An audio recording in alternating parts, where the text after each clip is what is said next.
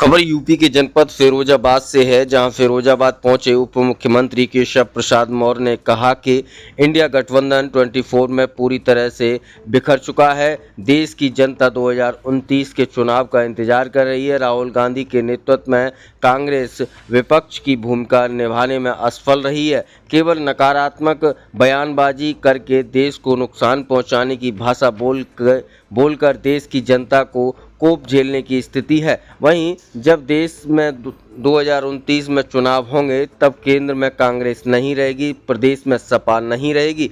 अभिमुक्तेश्वरानंद के सवाल पर बोले डिप्टी सीएम, समाजवादी पार्टी कभी संतों को, कभी भगवान के भक्तों को कभी हो नहीं सकती। जिसने राम भक्त पर गोलियां चलवाई हो, संतों पर लाठी चलवाई हो, उसने तुष्टीकरण की घटिया राजनीति करी हो। उनसे अपेक्षा करो कि संतों की सेवा करेंगे। राजनीति करने का इनका दोगला चेहरा है, जिस पर प्रदेश की जनता भरोसा नहीं करेगी। क्या कुछ उनका कहना था, आप स्वयं देखिए हमारे संवाददाता मयंक शर्मा और विवेक शर्मा की इस खास रिपोर्ट में।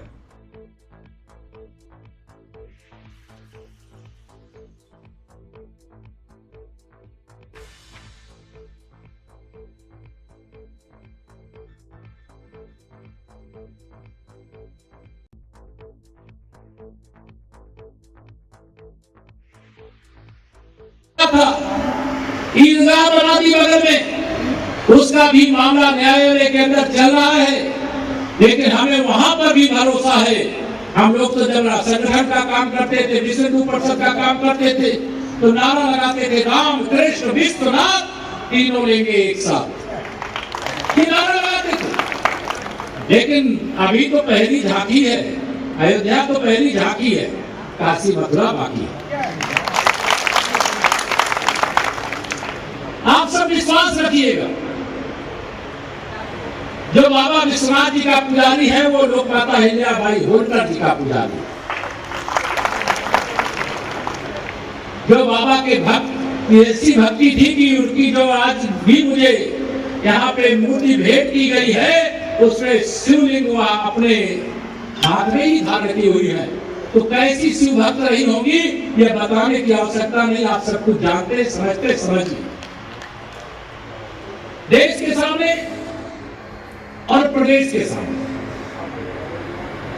आज जो स्थिति परिस्थिति है, हम सब तो जिन समाज के हिस्से हैं, जिन परिवारों में जन्म लिए, गरीबी के बहुत बड़े संकट से जूझते हुए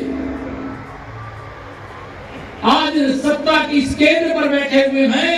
अगर माननीय नरेंद्र मोदी जी देश के प्रधानमंत्री 2014 में नहीं होते तो समाजवादी पार्टी के गुंडागर्दी करने वाले शासन से 2017 में मुक्ति नहीं मिलती।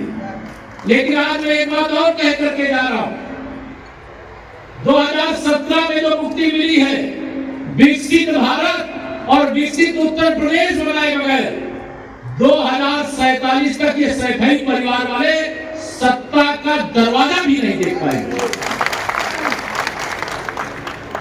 चुनाव में सपा यूपी में और कांग्रेस देश में विपक्ष नहीं रहेगी। तो मैं कोई गलत नहीं कह रहा हूँ, ये जनता की आवाज है। सपा और कांग्रेस ने देश और प्रदेश में नैतिक दायित्व जो अधिकार है वो खो दिया है। इन्होंने विपक्ष की जिम्मेदारी सही से नहीं निभाया है।